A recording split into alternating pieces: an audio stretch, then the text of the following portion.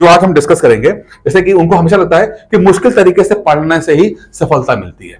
और जैसे मैं पहले कह चुका हूं कि पीसीएस की तैयारी जितनी मैंने की है, 2 बार इंटरव्यू दिया है, मतलब की सफलता प्राप्त है।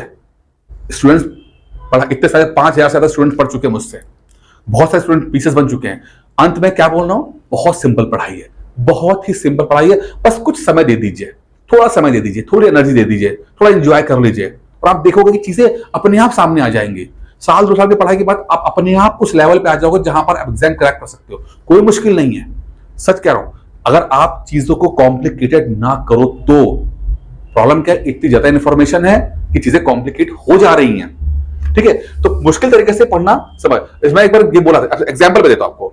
एक बार मैंने भी पोस्ट डाली थी कि आप लोग बोलते हो कि पढ़ाई बहुत मुश्किल है और ये है वो, 50 तरह की चीजें लेकर बैठते हो। सच तो क्या है कि घटनाचक्र, जो पूर्वालोकन जो आप किताब होती है आपकी, PYQ होती है, जो पिछले 30 साल का इसके अंदर क्वेश्चन बैंक होता है।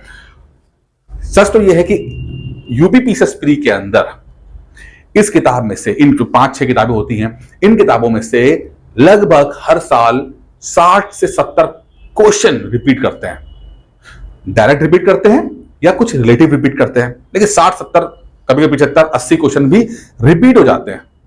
अगर मान लेते हैं कि 70 क्वेश्चन भी रिपीट हो रहे हैं, ठीक है, तो आपको लगता नहीं कि अगर आप सिर्फ घटनाचक्र की किताबें पढ़ लो, सिर्फ पढ़ लो उसको और कुछ ना पढ़ो, और मेक श्योर करो कि मैं इस किताब से आए हुए सवाल को गलत नहीं होने दूंगा, चाहे कुछ हो जाए, एक सवाल गलत नहीं होगा, चाहे कुछ हो जाए, मैं इसको इतना रगड़ के पढ़ लूंगा।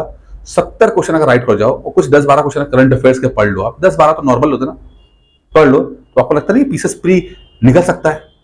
सिंपल तरीका, बहुत सिंपल तरीका। यही बात मैंने बोली कि अगर आपको लगता है कि चीजें बहुत मुश्किल है, सिर्फ आसान रास्तों से ही सफलता प्राप्त कर सकते हैं, सिर्फ आसान रास्तों से। क्या दिक्कत है? क्यों तमाशे कर रहे हैं? क्यों इतना हवा क्रिएट करना चीजों को लेकर? क्यों चाहते हो कि मुश्किल तरीके से सफलता मिले? क्यों नहीं चाहते कि आसान रास्ते अपना के भी हम सफल हो सकते हैं? अब ये जो बात है वो जिद्दी आदमी करता है ना, उसे तो मुश्किल रास्ते ही पसंद है, क्योंकि आसान रास्ते से उसका अहंकार जो है, उसका ईगो सेटिस्फाइड नहीं होता है। अब आपको डिसाइड करना है कि आपको अपना ईगो सेटिस्फाइड करना है या आपको सफलता चाहिए। सिंपल सी बात है, ये सवाल आपको अपने आप से पूछना है।